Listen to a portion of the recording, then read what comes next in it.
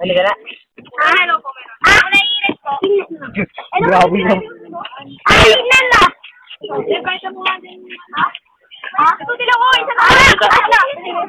Meron pa isa sila, bilisan! Red, ang dala kayo dyan, ha? Ari! Ay.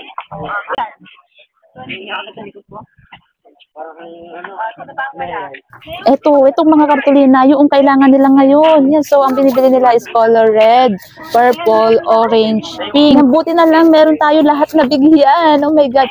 Merong isa lang, kulay pink kasi naubusan ako ng pink. Kailangan daw, by color, yung naka-assign sa kanila na kartulina. Kaya, hindi pwedeng ibang kulay. So, ayun, naubusan tayo ng kulay pink, but syempre palagi tayong may solusyon dyan. Oh my God. So ngayon mga katindahan is 5:20 na ng hapon. Ayan, so ang nangyari dyan mga katindahan, dahil ang Madam Claire ninyo ay talagang madiscarding nila lang, nag-chat agad ang Madam sa ating supplier dyan lang sa bayan. Kaya maganda rin talaga mga katindahan na tayo mabait dyan sa ating mga supplier na nag-a-assist sa atin. Dahil kagaya nito, naku, ura-urada naman itong mga estudyante na to, nakakagulat. Diba mga katindahan, nakakatuwa kapag may ganito tayong negosyo na school supplies, kapag meron tayo dyan sa ating mga tindahan. Dahil hindi natin alam kung kailan tayo dudumugin ng ating mga estudyante, lalong-lalo na nga kapag sila may ganyan na mga kailangan sa school, mga project, mga assignment, ganyan. Kagaya niyan ngayon, meron silang gagawin mga bulaklak yata ito, mga katindahan. Alam na ng mga yan kung saan ang kanilang unang pupuntahan kapag sila may kailangan. Walang iba dito lang yan kay Madam Claire. Kasi nga alam na nila na kapag dito sila pumunta, siguradong may mabibili sila, hindi masasayang yung oras at panahon nila, pagod nila sa paglalakad. Diba? Speaking of supplier nga, mga katindahan, ayan, diba? Madiscarding nila lang tayong mga katindahan dahil maya-maya ay parating na yung ating mga kartulina. Ayan. Nagbayad tayo ng 540 pesos para sa 60 pieces na kartulina. At ang puhunan nito mga katindahan ay 9 pesos. So, binibenta ko ito dito ng 14. Dati ay 12. Pero ngayon, dahil mas tumaas na yung ating puhunan niya, so meron tayong 5 pesos na tubo. At mas mura kasi yung puti kaysa doon sa color yan. Kaya naman yung ating colored is ginawa kong 14 pesos para may 5 piso tayo. Yung ganyang mga kartulina naman mga katindahan, bihira naman ang bumibili niyan. Naku, ang dami kong stock niyan dito mga katindahan dahil nga parang 20 pieces per color. Ayan, dahil nga yan, biglang yan yung hanap ngayon. Hindi ngayon nga lang mga nagsiubos yung mga kulay. At ayan nga, ora-ora day umorder na nga tayo. At parating na nga ngayon, nasa tricycle na yung mga katindahan. Ilang minuto na lang nandito na.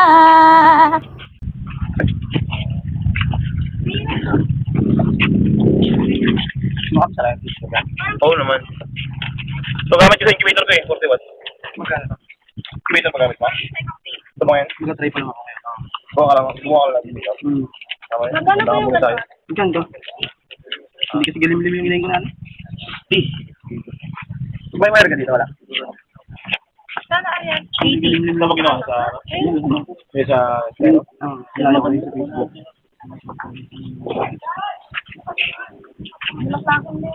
Ay, isa lang, pwede lang. May pa. May pa din ako. May Bart, wala. Ipa tayong video. Ang tuyot sa ano. Subog na.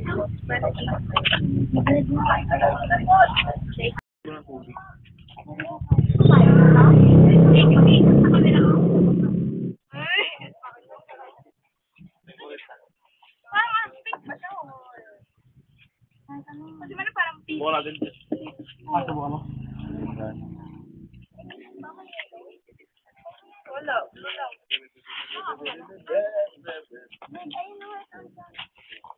Pinatatawa ka, ito baka mayroong red na red pa dyan.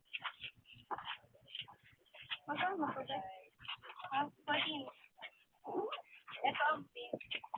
Ayun ang pink. Oh, yun. Pink. Ito rin. Ay, wala. Alam ko.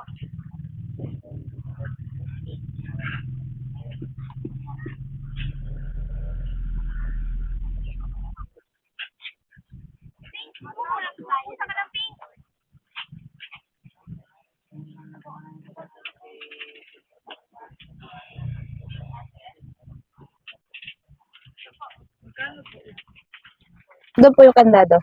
Ayan na, mga titalit na yung tricycle na pinagpadalhan ng kartolina. Babayaran na natin ang padala. Ito lang po ah. O, diba? Ang bilis. Nandito na. Wawawi. Ayan po oh. Yan, 20 ang padala. Salamat ya. Day ko pa ang nanalo sa loto dito mga katindahan. Barya lang naman ang tubo eh.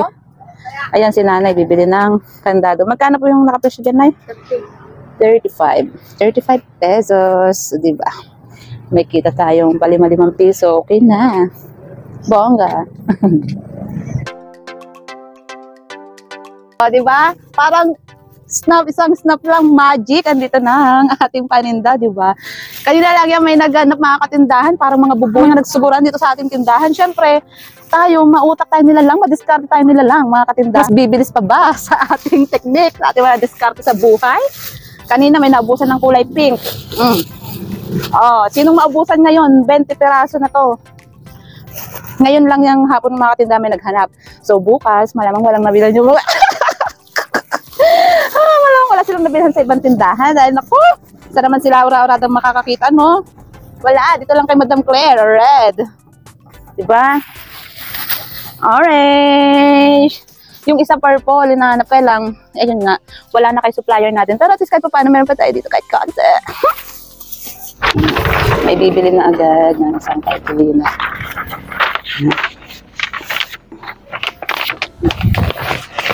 Umaga na ito guys. Umaga na ito mga katindahan na.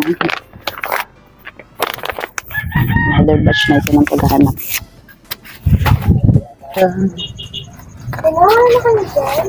Meron, ilan? Dito. 5. Aray ko. Malay mo.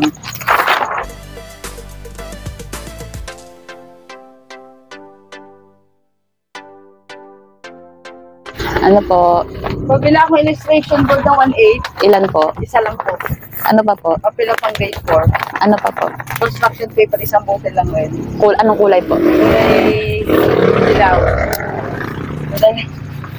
Grade ano po yung papel? Grade 4. Cartolina, anong kulay? Oh. Iba-ibang trip ng mga estudyante ngayon Project eh. Buti may green pa ako. Itong neng hade. 59 po lahat. 41 suklit. Bago magsabi, maga na. Yan nga. Kulay green. Ay, ako na. Ginano ko din mga estudyante, Kulay green. Panood niya ako. De, paload! Ay, nagdito ko. Dito.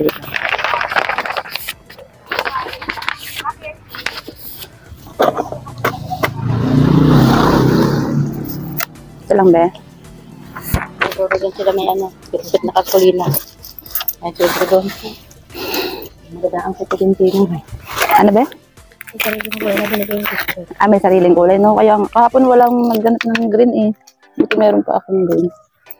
Load. Pag yung babae, siguro na yung kulay yun. Kahit ano lang. Ewan ko.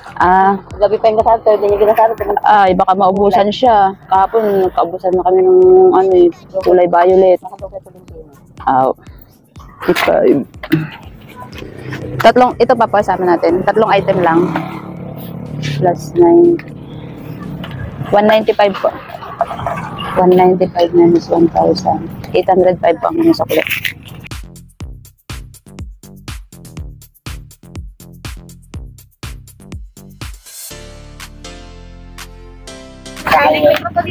Kulay. Kulay red po. Magkano po? Iba-iba ang hanap. Kanina green. Kuno mga audio dito pula.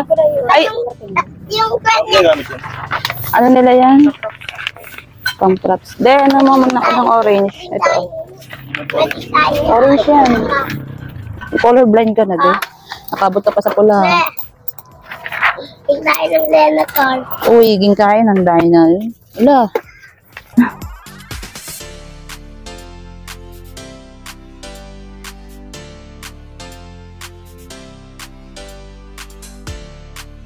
Yeah, so meron na nga mga ilan mga katindahan na namili na ngayong umaga nitong ating cartolina. Ayan, may bumili ng green, may bumili ng orange, pink.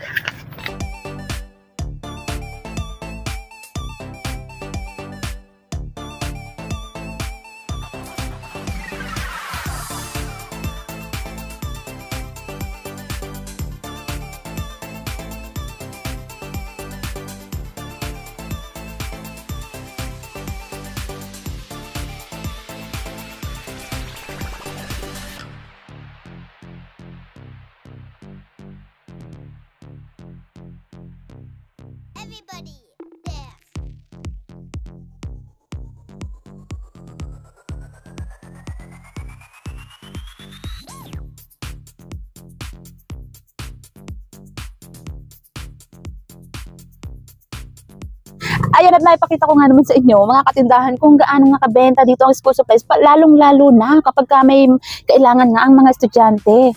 Kaya dapat mga katindahan, palagi tayong handa, di ba? Kung magkaroon ng problema, dapat palagi tayong may solusyon para hindi tayo mawawala ng customer, hindi tayo mawawala ng benta. Oh my God, di ba? So, hanggang dito na nga lang muna mga katindahan itong ating video. Maraming salamat sa inyong palaging panonood and happy selling!